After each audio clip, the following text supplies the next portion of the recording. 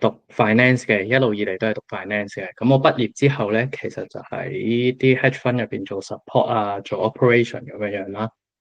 咁就見過好多唔同類型嘅 fund 啊、strategy 啊，咁都有見過嘅。咁同埋同佢哋啲 analyst 啊、fund man 啊都有交流下啦。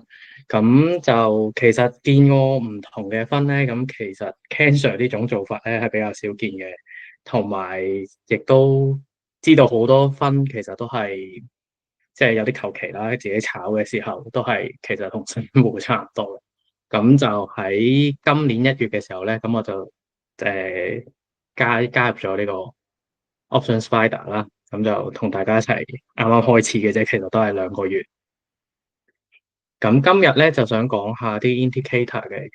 我自己咧其實 join 嘅時候咧，咁就一路都即係一 join 嘅時候咧，已經係攞咗啲 indicator 咧，就逐個 description 咁睇咗幾次㗎啦。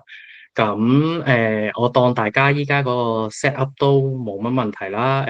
day trade indicator 15分鐘、3分鐘，我當大家都 set up 好㗎啦。咁如果仲有啲 set up 嘅問題，可以再喺 Discord 啊、WeChat group 啊，或者再 message 我啦。咁就再睇下點樣 set up 啦。咁首先想講咗15分鐘 chart 咧，咁其實我哋主要咧就有 send line 啦，15分鐘嘅 send line 啦，同埋我會 set 3分鐘嘅 send line 喺入邊嘅。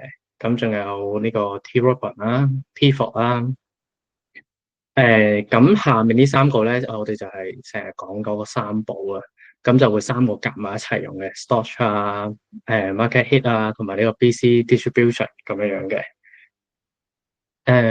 咁我哋逐個逐個講啦。咁 send line SL，我哋其實用 send line 咧，就係去睇究竟依家嗰個市其實係一個牛市啊、熊市啊咁樣樣咯。咁譬如依家你係15分鐘圖嘅，跟住你係睇3分鐘圖出入嘅時候咧，咁我就會睇咗呢個 send line。譬如依家個價喺 send line 下面嘅，咁我知道依家係一個熊市嚟嘅。咁即係自己就會 alert 啲啦。如果你炒 PCS 炒反彈嘅時候，咁但係如果譬如依家你個價喺 send line 上面咧，咁即係一個係個 uptrend 嘅 market 啦。咁你炒 PCS 嘅時候，你個勝率咪高啲咯。咁你就可能會自己 hold 得耐少少啦。咁就係攞嚟去分呢個牛市熊市咁樣樣嘅。咁同埋咧 send line 咧，佢都係一個 support 同埋 resistance 嚟嘅。譬如呢幅圖喺下面炒上去 send line 嘅時候咧，你會發現其實好多時都係被 send line 頂住嘅。咁第一次掂到 send line 嘅時候咧，其實佢大概我諗有70%，我記得係有人同我講過有70%咧，佢係會第一次掂到嘅時候咧係會有反應嘅。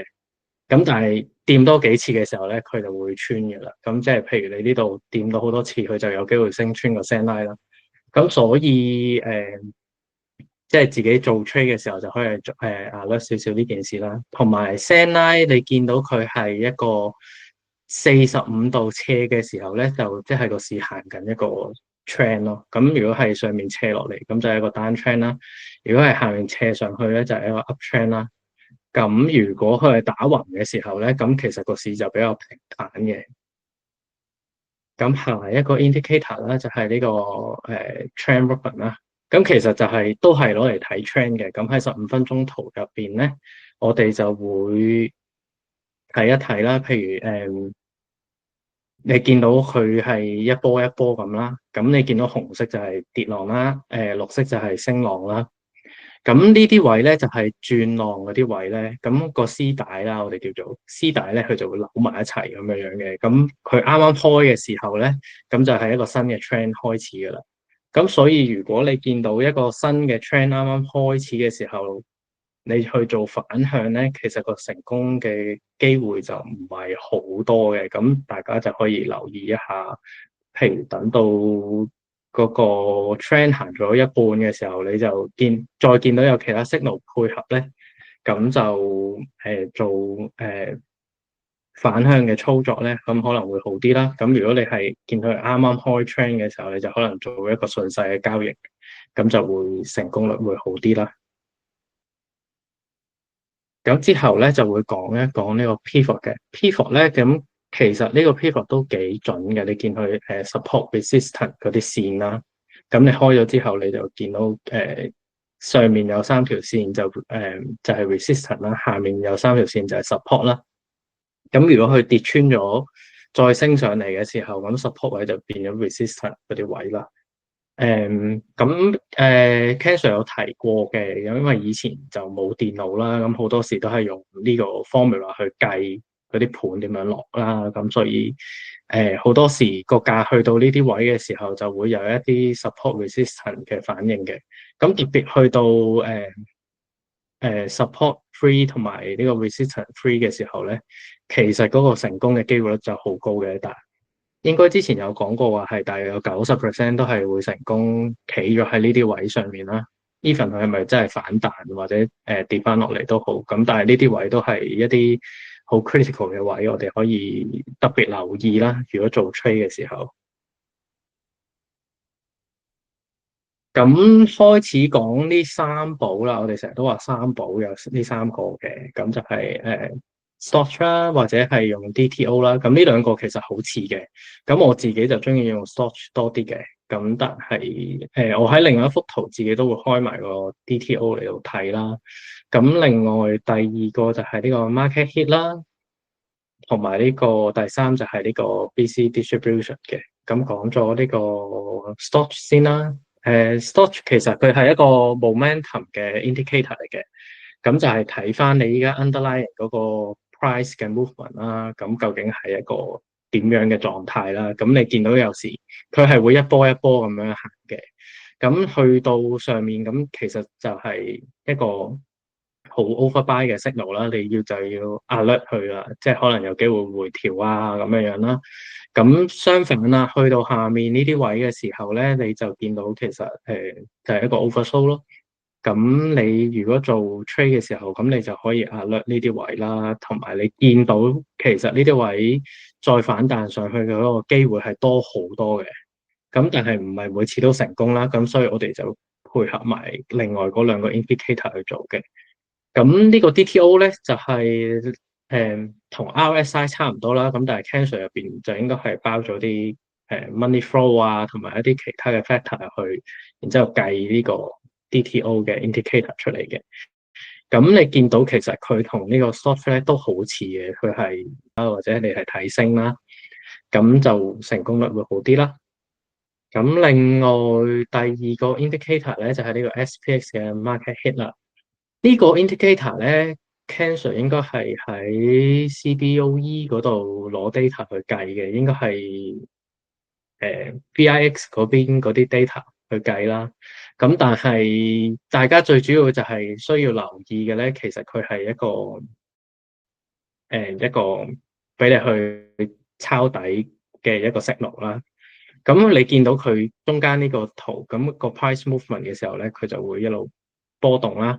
咁譬如呢個位，你見到佢係出咗紅色一個箭嘴啦，咁咧就係一個 alert 啦，就係留意可能會有回調啦。咁但係留意翻呢個 indicator 咧，比較好做嘅咧，其實係做升市嘅。咁所以咧就會等到有綠色箭嘴嘅時候咧。咁呢個就會係一個比較好嘅入市位咯。咁做到幾時啊？你入咗市之後，咁你見到有之後會出現紅色箭嘴，或者你見到一啲比較 critical 嘅位啊，頭先提過嘅 pivot 啊，或者你見到掂 send line 咯，咁就係一個比較好嘅位去 exit 啦。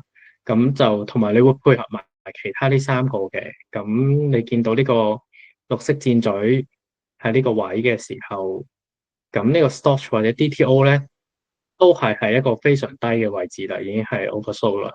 咁你嘅成功率咪大咯？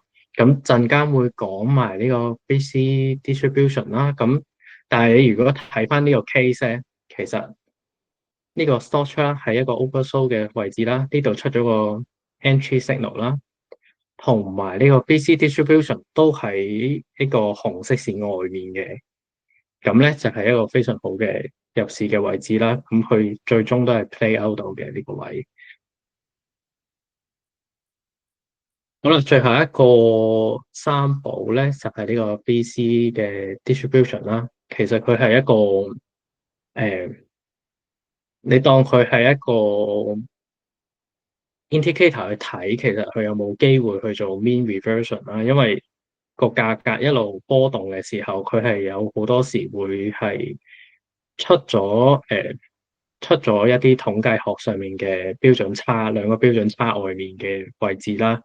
咁嗰啲情況其實係比較極端啲嘅。咁佢回歸翻去中間嘅位置咧，係機會大啲嘅。咁所以咧，我哋就會好似頭先咁講，結合埋呢兩個 indicator 一齊做啦。咁你見到佢呢個位其實已經出咗去紅色線一段時間啦。咁佢嗰個 reverse to mean 嗰個 probability 係高好多嘅。咁咧就係即係最主要，我哋 trade 嘅時候睇呢三個咧，其實已經幫到嗰個你做 trade 嗰個成功率咧提升好多噶啦。咁加埋如果你係做option 嘅 credit spread 啦，咁就再提升啲你成功嘅機會率咯。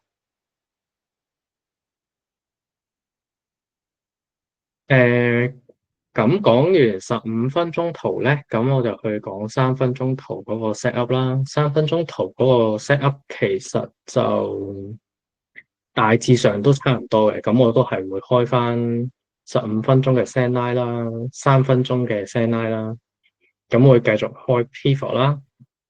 咁另外呢個 V channel 咧，頭先係冇開嘅，咁我就會喺3分鐘圖入邊開咯。咁陣間會再講一講呢個 free channel 嘅。咁另外都係呢三步啦，一定要開噶啦。咁就 stop 啦。咁 implied hit 咧，咁呢個就其實同 SPX market hit 係差唔多嘅。咁但係Cancer 咧就係做咗啲好複雜嘅 re-engineer 啦，用呢個嘅 method 咧計翻呢個 indicator 出嚟嘅。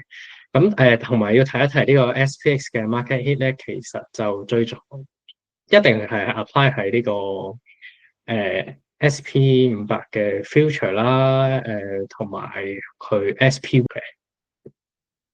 咁send line 嗰啲頭先講咗啦，咁依家講下嗰個 V channel 啦。V channel 其實都係一個 price movement 嘅implied vol 啦，我哋叫 implied vol 嘅一個 channel 入邊。咁呢個咧，呢啲虛線咧，其實就係代表一個 standard deviation 啦。咁我估應該係兩個 standard deviation 啦。咁有時會出咗去咧，咁就代表係一個 oversold 或者 overbought 嘅情況啦。咁就可以做一個壓力咯。咁但係咧呢個 indicator 係 reprint 嘅，咁即係咩意思啊？即係有時佢出咗係會唔見咗嘅。咁所以一路睇 chart 嘅時候咧，你就要好留意啦。啊，依家出咗，咁但係佢未必 keep 到嘅。咁所以我哋之前有講教點樣 set 嗰個 alarm 嗰個鐘仔，就係講翻就解決咗呢個問題咯。咁到個 bar 完咗嘅時候，佢就會出呢個 buy signal 同埋 sell signal 喺嗰個 alert 嗰度咯。咁就解決呢個問題啦。咁但係我哋做 trade 我自己咧都習慣開呢幅圖去睇嘅。咁譬如去到呢啲位啊，咁我就會好 alert啦。咁如果夾埋頭先個三寶嗰個 signal 都出到嘅，咁就做 trade 嘅時候就有信心好多啦。譬如我冇記錯，呢幅圖應該係禮拜五啱啱上個禮拜五收市嘅呢個位咧，就應該係個三寶都出咗噶啦。咁同埋呢度 V channel 咧，佢都有幾個 buy buy buy 咁樣樣。咁所以其實如果你 play out 到咧，嗰個 return 都相當唔錯嘅。準嘅 indicator 嚟嘅。咁只要佢出任何嘅 signal 咧，我都會好 alert 噶啦。譬如黃點咧，其實就係一個叫你去留意啦嗰個情況啦。咁出紅色十字咧，就係一個 alert 嚟噶啦。咁你就要非常之留意嗰啲價格嘅 movement 啦。咁直到出綠色箭嘴咧，其實就係一個非常好嘅入市嘅位置啦。咁但係你都要配合埋其他嘅 indicator 嘅，唔係淨係睇呢個 implied hit 咁就 OK 噶啦。咁其實呢個就係一個 indicator 去睇翻依家個市嗰個情緒面係點樣樣啦。咁就係其實將巴菲特嘅一句好有名嘅説話咧，將佢 quantitative 咗，就係人哋驚嘅時候，你就要貪心啦。咁呢啲位咧，佢就係 Canson 就將佢一個量化咗嘅 indicator 啦，咁佢話俾你聽邊啲位個 market 依家好貪心啊，邊啲位依家個 market 好驚啦，咁你就可以用呢個 indicator 去好清楚咁見到依家成個 market 嗰個情緒啊，究竟係點樣樣咯。咁我就揀咗呢幾日做一個 example 啦，咁就去講下 day trade 嘅。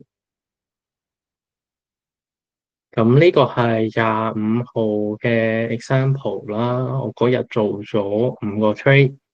咁呢個係黃色呢條係 send line 嚟嘅，咁但係我開咗3分鐘啫嗰日。咁你見到佢穿咗咧，其實我係開咗個 CCS 嘅，去到又見到有綠色箭嘴啦，跟住呢度已經係PC distribution 就出晒去啦，咁我就 take 咗 profit 啦，跟住我就即刻做一個 PCS 啦，諗住佢會升上去啦。咁但係嗰陣時就有一個錯誤，就係我冇睇到15分鐘圖嗰個絲帶究竟去到邊。我冇記錯咧，呢個應該一個絲帶係啱啱開出嚟嘅啫。咁所以咧，嗰個反彈嘅機會係唔高嘅。其實就係應該 keep 住個 CCS 一路做落去啦。咁做到去第二嗰個位先 exit，咁會好啲嘅。咁所以咧呢個位咧，我做完之後咧，我係好快呢個位啦，啱啱BC distribution 咧，啱啱開始翻入去紅色線，咁我就開咗個 PCS 啦，咁就成功咗啦。其實去到呢個位我就 exit 咗啦，我都冇等，因為個 stop 已經去翻50啦。咁我就比較保守啲，同埋因為冇記錯，其實成個價格都係喺 send line 15分鐘 send line 下面，咁所以做反向嘅，呢個係屬於一個反向咧，因為炒緊升。咁我去到呢啲位我就 take profit 咁嘅樣咯。咁我都冇再等緊係咪去到呢啲高位度先 take 啦。咁如果你 hold 得住去到呢啲位，short 去到咁高嘅時候先 take 係再靚啲嘅。咁另外第四個 trade 啦，咁其實呢個有啲做得唔係幾好嘅當時，咁但係都做咗啦，做咗一個 CCS 啦，喺呢個 stock 非常高嘅位啦，跟住出咗一個紅色箭嘴啦，咁呢度亦都係 BC distribution 已經掂住紅色線啦，咁我就開咗一個啦。其實去到呢度就應該要 take profit 噶啦，咁但係冇 take 到啦，咁佢一反彈上去，差唔多去到我嗰個一開始就呢個位就係開市嗰個低位啦，咁我自己又框住咗俾自己睇嘅。咁佢一開始就一路穿咗落嚟，再上翻去，再穿咗之前嗰個低位，然之後喺度橫行咗一段時間。咁呢度咧，因為我都見到其實佢係出咗有綠色箭嘴啊，又出晒去呢個 distribution 啊，stop 又好低啦。咁但係我都冇做到嘅。因為我見到個價其實係非常之接近呢個 pivot 啦，咁我就打算等一等，睇下佢係咪真係落到呢個 pivot。咁就佢去到呢啲位嘅時候咧，其實我就 place 咗個 order，咁我就冇睇啦。咁佢去到上咗去呢啲位，因為呢一棍因為突然之間飆得好高，已經變差好近 send line 啦，咁我就直接 exit 咗就算啦，因為我之後係冇記錯咧，就收工要搭車，咁就冇睇，就冇得睇市，咁啊 exit 咗就算。咁呢個27號嘅 trade 啦，咁呢個係5號嘅 trade 嚟嘅。咁呢日咧係比較好炒嘅，我冇記錯。佢一開始咧其實就已經跌穿咗個 send line 啦。咁冇記錯嗰個絲帶咧，其實啱啱開出嚟嘅啫。咁就其實我係做咗一個先到去升穿咗呢個 pivot 啦。咁我見到有綠色箭嘴 stop 好低，跟住呢個 BC distribution 又喺出邊。咁我就開翻個 PCS 啦。咁好順利，一開佢就即刻彈啦個市。咁就去到 send line 我就即刻 take profit 啦，我都冇再睇啦。之後隔咗一段時間，我見到佢掂住呢個 pivot 位同埋 send line 呢個位，咁我就開咗個 CCS 嘅，因為同時都見到 Stoch 啊呢度好高啊，又出咗紅色箭嘴啦，咁就去到呢啲位，因為 Stoch 去到50，咁我就已經差唔多 take 咗 profit 啦，呢啲位已經，咁就冇再睇落去啦，咁之後就一路跌落去添，如果 hold 到尾市就執晒嘅。呢個就係上個禮拜五嘅7號，啱啱禮拜五嗰幅圖啦。咁我就淨係做咗一個 trade 啫，因為呢個一開始呢個位我都會走噶啦，或者你再可以等一等去到呢啲位咯。呢個 pivot 啊，同埋出咗紅色箭嘴啊，Stoch 去到咁高嘅箭嘴啦，PC distribution 又喺出邊啱啱翻入去紅色線啫，咁就一個升啦。去到呢一棍咧，我冇記錯咧，佢係彈得好快，然之後即刻收翻落嚟啦。咁 exit 唔到，去到呢啲位 exit 唔到，咁就一路見到其實呢個就係、呢個位係大約呢個位啦，就係一個開市嘅低位嚟嘅。咁我見到佢一路呢啲價都收喺呢個位，就好似冇乜動力上去喎。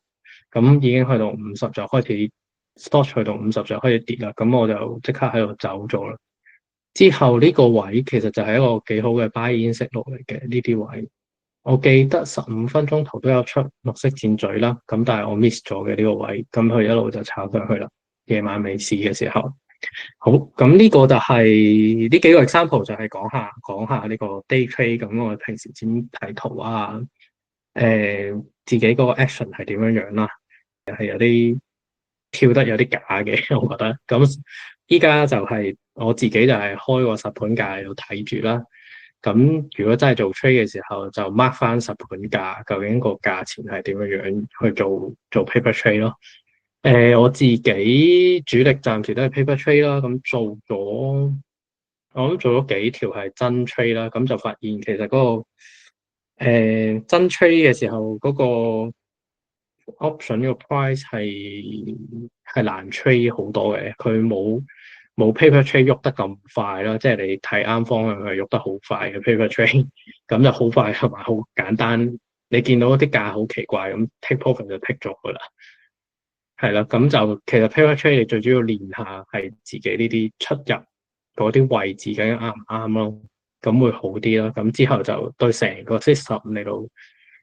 review 嘅時候就自己會清晰好多咯，成件事。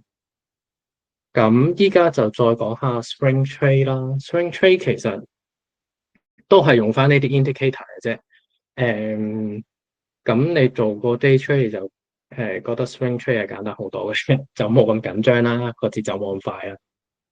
咁呢個係嗰個 set up 啦，一樣嘅都係用 S 啦，send line 啦，pivot 啦，跟住就係呢三步啦。另外咧，我會加埋呢個 implied volatility 嘅，咁就係呢個 implied volatility 就係呢個啦。呢個咧就係話俾你聽，其實依家個引伸市場嗰個引伸波幅嗰個位置去到邊度？咁你見到佢有時走得好低，有時走得好高嘅。咁如果你好低嘅時候，你就唔好走去 short option 啦。咁因為個 premium 其實唔係好靚嘅，喺呢啲位做 short 嘅時候，咁去到呢啲好高 implied vol 好高嘅時候咧，咁你做 short option 咧，其實係着數好多嘅。咁調轉，如果你做 long 嘅時候，咁你咪揀啲平啲嘅時間咯。個 implied vol 低啲嘅時候，你去做 long option，咁你咪個機會就會好啲啦。你攞到個價會靚啲嘅。之後咧有幾個 example 嘅。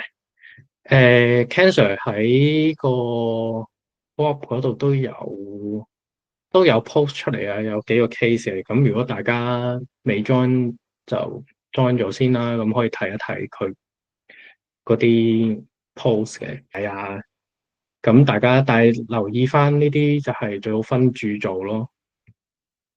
咁呢個係 Nvidia 啦，你見到出咗黃色點點啦，就 alert 啦。BC distribution 就走到好低啦，storage 又好低啦。咁呢個 implied fall 其實都去到比較高嘅位置啦。咁做 short option 係比較着數啲嘅。如果佢個 implied fall 高，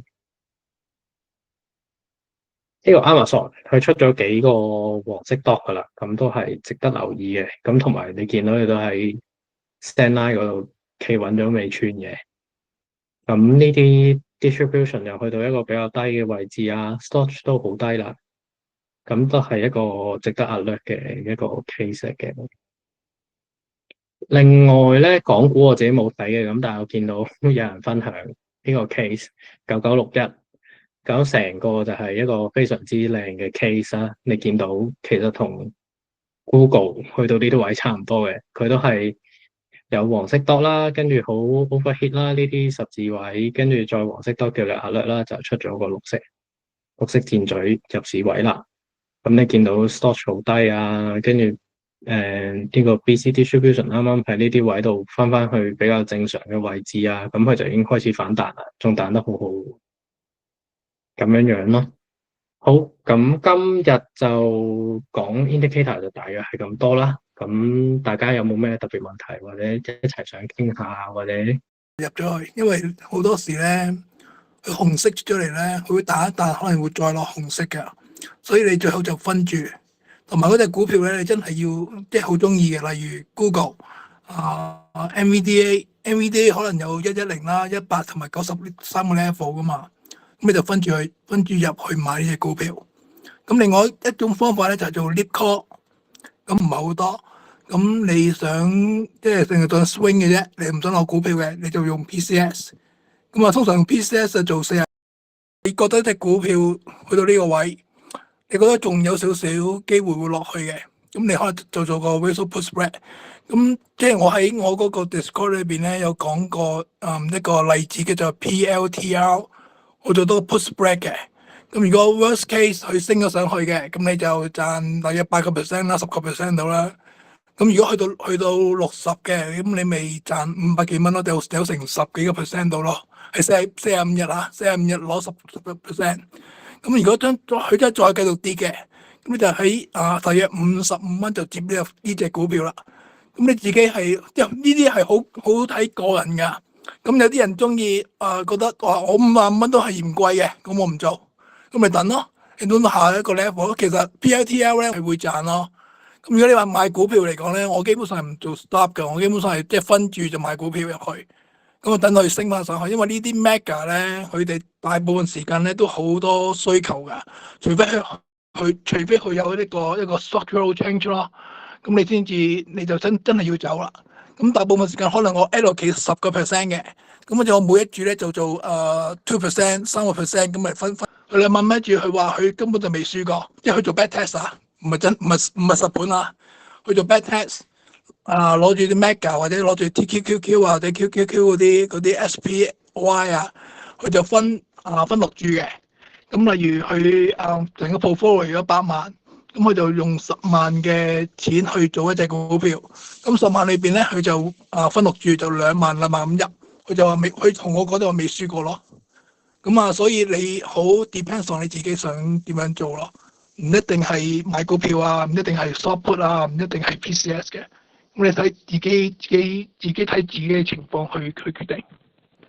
20嗰度我就先做咗個 PCS，跟住真係去到20嘅時候咧，我就直接買股票啦。咁跟住去到240，跟住我就走咗。點解240走咧？因為我喺 Vanna 裏邊睇到咧，240係一支resistance 嚟嘅。所以我係炒完220去到240，我第7日就炒完啦。我連 PCS 本來輸緊錢，都後尾都贏咗錢。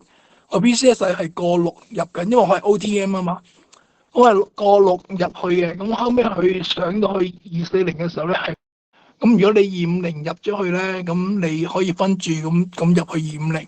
咁有啲人就話驚250，即係Tesla overvalue 啊呢樣。Mara 係咁嘅，Mara 係大約係30幾蚊跌到去12蚊。我12蚊嗰時咧，我就已經覺得係到底，嗰個係第二日 earning 添啊！我話12蚊已經到底啦。其實嗰個12蚊係好大嘅 support 嚟嘅。其實如果你有個 indicator，你可以睇下個 Mara，開個 daily 圖，跟住你就即係裝翻晒呢啲嘅 indicator，你會見到 Mara 咧喺12蚊嗰個位咧，嗰幾個位已經出咗兩個紅色嘅 cross 㗎。咁嗰個12蚊就係 pre-earning 嚟嘅，12蚊嗰個一入咗去咧，今日已經16蚊啦。咁如果 Mara 嚟講咧，可能你要做個10蚊嘅 PCS 咯。如果我做 Mara，我可能會做個 ratio put spread 或者做個 PCS， 就未必一定買股票嘅。咁如果通常我做，但我直接買股票啦，已經 Google 咗。咁如果我哋睇到有啲位咧，個 put 好重嘅，即係好多人買 put 嘅，個 dealer 就喺個 short put 啊嘛。咁呢個位通常咧就會好強嘅 support 咯。除非成個市轉晒啊，咁佢就會一路跌落去。但一般佢都會守到嘅。咁你話點樣嚟做？我喺 Discord 裏面我有教啲學生，好似陳太成日問我嘅。問親我阿 Ken Sir，Tesla 邊個啱啱你哋係學咗都冇用嘅，所以我係唔教嘅。基本上我只係會 R1、R2 S&P Future 去到 S3咧，我諗10次都有9次半佢都係守得住嘅。所以其實呢一個係好 high probability 嘅 trade 咯。即係但係你哋如果係普通人咧，你基本上都唔知咩嚟嘅。咁我哋 day trader 先會用嘅。有咩問題？唔該。其實你哋咧而家如果真係新嘅即係嘅 buyer 咧，即係買我呢套 indicator 嘅人咧，其實你哋主要都係 focus 翻喺 long term 同埋 swing 咯。day trade 係幾難嘅 ，CODT 我成日都話同我哋講咧 ，CODT 係揾好多錢。但係你會係好攰啊，同埋你會好多 struggling， 即係心態上邊咧，你要好頂得順咯。如果唔係你就其實最好係 start with swing 你會好簡單好 easy， 但係主要一定要做好晒你哋嘅 risk management 咯。PCS 就係45日之類嗰一組嘢啊嘛，係唔係啊？Lips call 啊，咁嗰啲係咪？係冇錯啦。如果係 OK call 咧，通常我哋做1年以上嘅。哇 OK，點解我哋要做 lip call 咧？因為你買股票咧係高啦。OK，咁但係你嘅勝率咧會高好多咯，同埋你嘅 return 會高好多，因為你係用緊1/10、20/10嘅價錢去即係1/5嘅價錢去 own 呢隻股票啊嘛。咁你就唔需要咁多嘅本錢，咁但係問題你就會有呢個 time decay，你要克服 time decay，即係嗰個時間嘅損耗咧，就一定要長，所以可能1年啊2年咁去做。OK， 咁如果你做 PCS 咧，基本上因為你冇錢你先做 PCS 嘅，有錢我就未必會做 PCS， 有錢我就通常我會做 short put 啊或者ratio put spread。冇錢或者我唔中意想攞呢隻股票嘅，好似 Mara 我唔想攞呢隻股票嘅，咁我咪做個 PCS 咯，就搏佢一彈你就好快就賺到錢㗎啦。你基本上佢好似 Mara 咁計咧，你第2日已經賺到錢啦。好似COIN 咧，我之前 COIN 我講200蚊入啊嘛，我講完第2日已經240蚊啦。直情下，因為阿 Trump 話唔知點樣納入5隻嘅幣入去reserve 啊嘛，第2日就200升到240，但係佢好快跌落嚟喎，所以你呢啲有時你要好快 take profit 咯。如果即係好似呢啲咁嘅炒股咧，其實 coin 都唔算炒股啊，因為但係個消息太快，你1日之內賺咗20%，你一定要走咯。咁你喺呢個情形之內，如果我做咗 PCS 或者做咗 short put， 我會即刻走嘅，我唔會再等嘅。呢啲就係啲 trader 嘅 stance 咯。你要即係你炒得耐之後咧，你會慢慢就會有呢啲嘅 develop 出嚟嘅。如果唔係咧，你就一件韭菜，因為你上咗去你都唔識。at the money 應該 OK 咧，或都得通常我會 slightly in the money 嘅，等你唔使咁貴。但係最好就唔好做 out of money， 都唔好做 OTM 做 in the money 做。有啲人咧直情做 deep in the money 添，我識咗啲人，因為佢哋即係當係即係可能如果我通常我就係一隻股票100蚊咧，我通常係大約係15% 到就做 leap call，即係做 slightly in the money，夠長1年到啦。有啲人淨係做2年，我識啲人 ，OK，因為佢哋當係買股票嘅。哦，你有錢當買股票 deep in the money，咁佢哋可能俾到係20至30% 嗰隻股票去做。咁但係如果一炒啲嘢，咁所以你哋一定要做多啲 paper trade，唔好一攞到呢套 indicator 咧就。Chris 你幾錢入㗎？sorry 邊隻？Amazon，你有做 Amazon 嘅？Amazon 我睇一睇，我唔記得咗。我有咗好少啫，我試過 PCS 啫。我哋做 PCS，你冇買股票，我哋個係落過去170.X 咁樣嘅 ，OK，佢去唔到170，咁我就171定172，我買咗少少咯。但我 set 咗另外一個大啲嘅 order 就係170咯，但係 feel 唔到。咁啊 Amazon 我又 feel 好難講，因為你多壞消息出晒，咁其實先至會升咯。而家就睇緊 Tesla 睇佢嗰隻我哋或者會睇一睇佢個 Vanna。我尋日睇佢個 Vanna 咧就係仲係250嘅，就未見到下邊仲有一啲突咗出嚟，所以Gilbert 應該安全㗎啦。Gilbert 入咗，Gilbert 唔知入咗幾錢。仲有冇問題？老師，我想多謝問，老師，我想問，PCS 同埋 CCS 嗰啲，其實可唔可以做個 demo 啊？因為我唔識 set 價，同埋我之前冇做過，我冇做過，我其實我好驚，同埋其實我有好多問題嘅。你係用邊個 platform 啊？富途咯。富途啊，富途我冇用，不過應該差唔多嘅。你可以我搞啦，大師兄搞啦，師兄搞。你係咪 Discord 㗎？幾秒啦，幾秒搞啦。係咪 Discord 㗎？係啊。喺 Discord，我陣間我聽日或者有時間，我做個即係 cap 個 screen，逐個你跟住做就得㗎啦。我俾咗錢啦，定未俾錢？因為應該可能係我上個禮拜日開始試用㗎嘛。咁應該正常係應該今日俾啊，定係聽日會過數咧？佢嗰個 message 即係可能你又係信用卡過唔到數。係啊，佢係咁樣有個 message 俾我咯。但係佢發數話係 Hong Kong Bank 嘅喎，即係我係俾 Hong Kong Bank，但係個名個電話度我一陣間再 check 下咯。係啊，因為你唔係第一個啦，你已經係第4個啦。之前已經有3個都係咁。係啊，我驚佢嗰啲係詐騙嘅，我覺得佢係。我 check 一 check 我係啊，我都想知，因為費事啊。裏邊咧好多時你其實都可以，即係有時都會唔中嘅。老實講句，即係你唔好話你唔好當我就咁簡單。我嗰日好似我 show 過一個case 俾阿 Gilbert 睇嘅，就係Electronic Arts，佢次次都中過，但最近呢2次咧，一次唔中，一次中喎。咁如果你唔中嗰次，你入100蚊嘅，平時入10蚊嘅，咁你咪衰咯。係咪？你見到前邊8次你都贏喎，我話今次我all in大注咁入去啦，咁今次你就衰咗啦。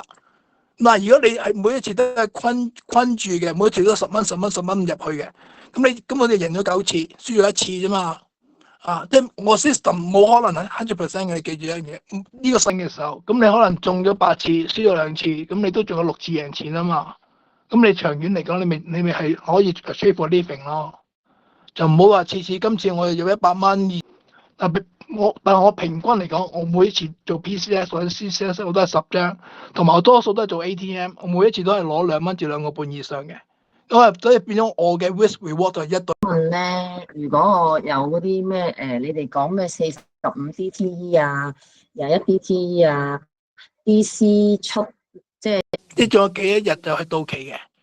例如我哋做 CODTE 咧，即係話今日就到期啦，即係即日即係每日期權咯。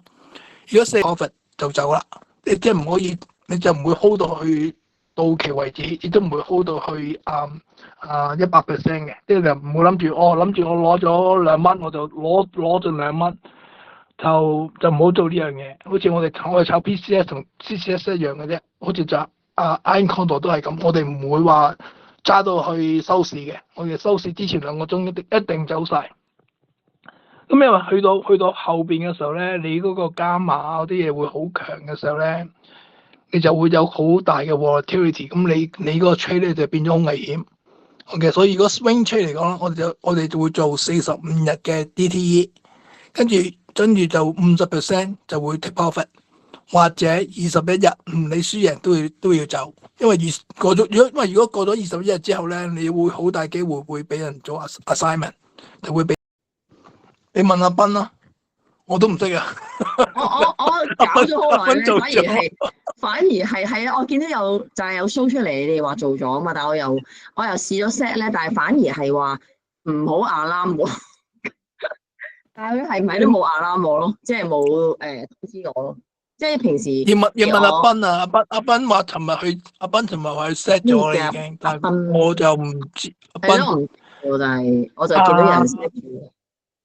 嚇佢阿斌啦，好似問阿斌啦，你去 WeChat 問阿斌，或者喺 Discord 問阿斌。冇啊，就係，所以我成日都要自己入去望咯。我就話好忙，因為成日都要走入去睇有冇嘢。係咪你 Discord 咧冇 set 到個 permission 話可以我唔知喺邊度有呢 set 啊，個？因為我冇用開嘅，不嬲都係啦。咁你試下喺 Discord 或者喺WeChat 問下啲師兄弟咯。嗯。變咗佢入嘅時候咧就入遲咗啊嘛，所以佢後尾阿斌就話佢 set 咗個 alarm 㗎，佢 set 到 alert 咁之類咯，我都唔知佢點 set，所以問一問阿斌啦。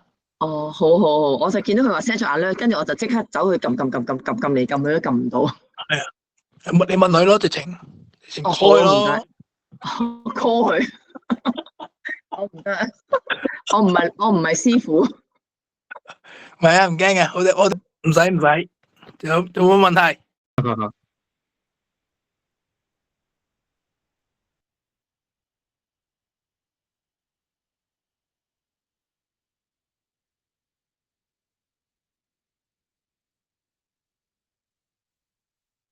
你係落單嗰啲操作上嘅問題，定係睇點樣睇圖啊之類嗰啲問題啊？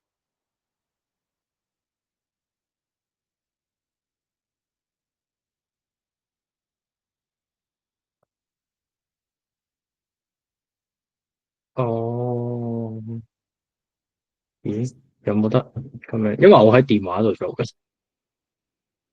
咁樣係啊，我喺電話。係啊，我一係咩咯之後？Chris 你試下係啦，之後啦，係啦，錄喺個 Discord 條嗰度逐個 screen 個 cap 出嚟啦。片俾你啊。好。